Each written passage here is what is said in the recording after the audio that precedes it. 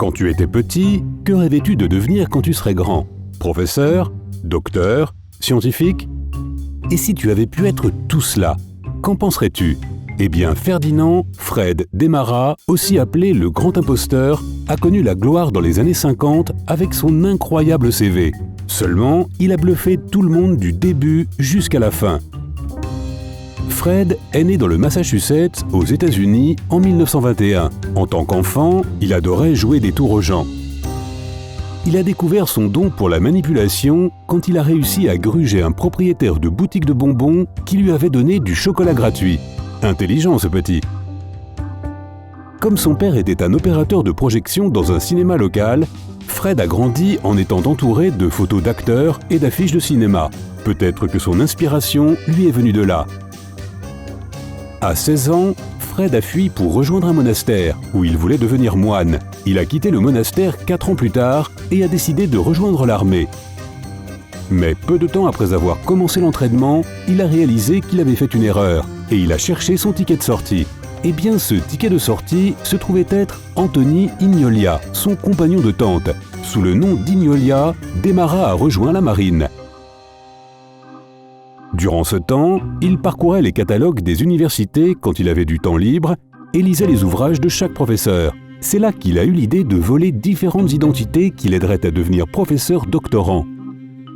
Il a choisi le nom de Dr Robert Linton French, qui était un vrai professeur à l'université de Yale à l'époque.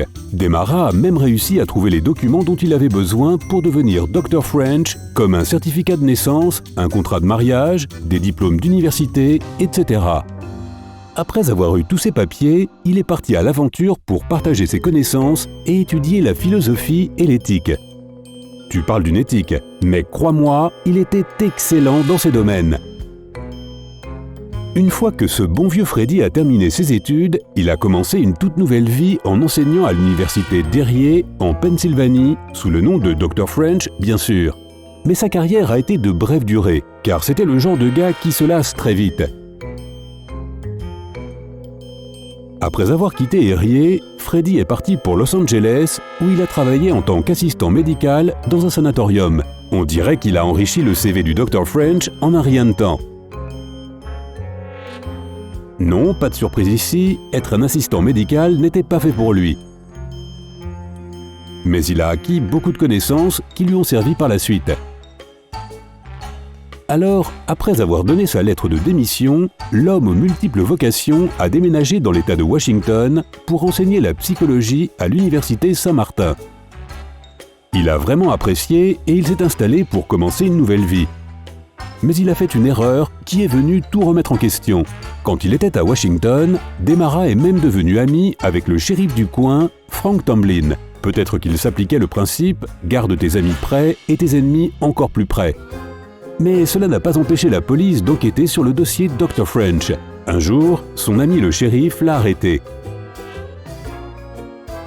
Desmarat a alors passé 18 mois à la prison de San Pedro, en Californie.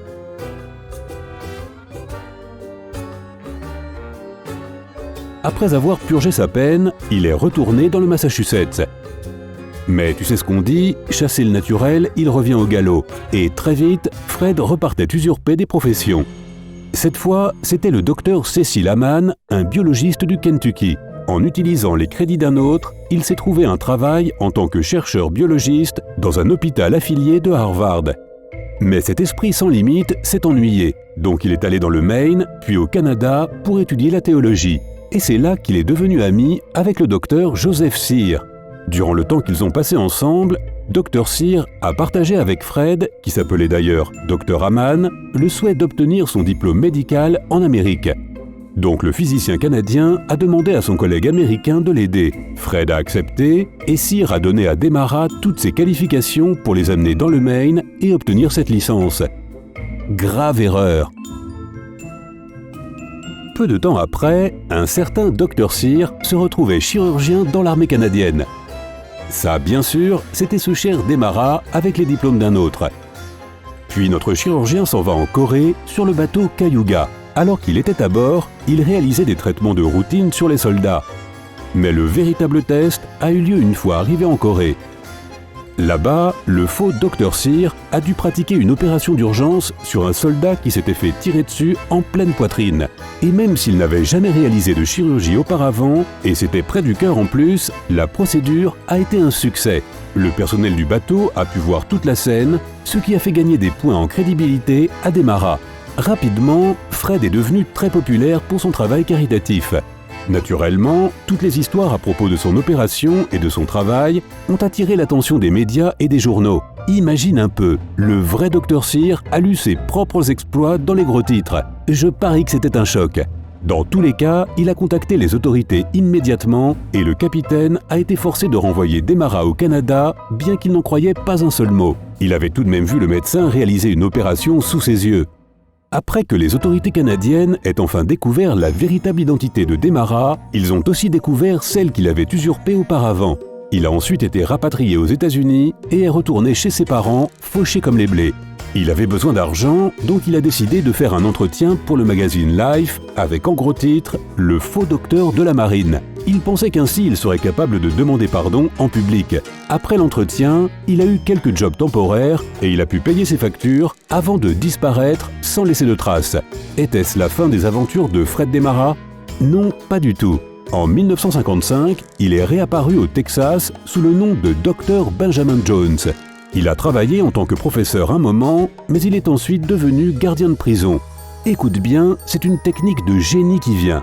Tu vois, il savait que trouver un boulot à la maison de correction ne serait pas si simple. Donc, il a volontairement envoyé sa candidature au mauvais service. Ensuite, cette candidature a été renvoyée au bon, en faisant ainsi croire qu'il avait été recommandé par le premier. Chercheur d'emploi, prenez-en de la graine. Eh bien, cette manœuvre ingénieuse a dû fonctionner, car il a obtenu un travail et est devenu lieutenant dans l'une des prisons. Comme pour beaucoup d'autres fausses vocations, Demara excellait dans son travail. Il a ensuite été élu directeur adjoint. Cependant, ça n'a pas duré longtemps, car l'un des prisonniers l'avait reconnu dans l'interview de Life. Avant qu'il ne soit convoqué, il a quitté la prison. C'est maintenant l'été dans le Maine en 1956 et le grand imposteur est revenu dans son état pour de nouvelles aventures en tant que professeur d'anglais et de latin sous le nom de Martin Gadgart. Et évidemment, l'une des mamans l'a reconnu suite à son interview dans le magazine Life et elle a pris le taureau par les cornes. Elle a réussi à l'avoir en prenant ses empreintes sur un verre d'eau. Elle a ensuite envoyé les empreintes au FBI et en février 1957, il a été arrêté. Cette fois, on lui a donné une peine de 2 mois pour avoir enseigné sans diplôme. Enfin, après cela, Fred a réalisé qu'il était allé trop loin, car tout le monde le reconnaissait. Malheureusement, ou heureusement pour les victimes, il a dû abandonner son système de fraude à cause de sa santé. Il est devenu aumônier dans un hôpital de Californie et a poursuivi sa vie tranquillement. Personne ne sait vraiment pourquoi Fred Demara a passé tellement de temps à voler des identités. Peut-être qu'il était pressé, aventurier ou qu'il avait envie de nouveautés. Selon son propre biographe, il aurait parlé de grandir dans le vide du pouvoir et de toujours s'ouvrir à de nouvelles choses afin de ne jamais empiéter sur le domaine d'un autre. Cela explique peut-être sa manière de procéder, mais la raison du pourquoi, j'imagine qu'on ne la saura jamais. Alors pourquoi Fred Demara a volé toutes ses identités et a travaillé avec succès dans toutes ses professions? Dis-moi tes théories dans les commentaires. Si tu as appris quelque chose de nouveau aujourd'hui, donne un j'aime à cette vidéo et partage-la avec tes amis. Mais ne t'en va pas tout de suite. Nous avons plus de 2000 vidéos super sympas pour toi. Tout ce que tu as à faire, c'est de choisir celle qui te dit le plus, la lancer et apprendre de nouvelles choses. Reste avec nous sur Sympa.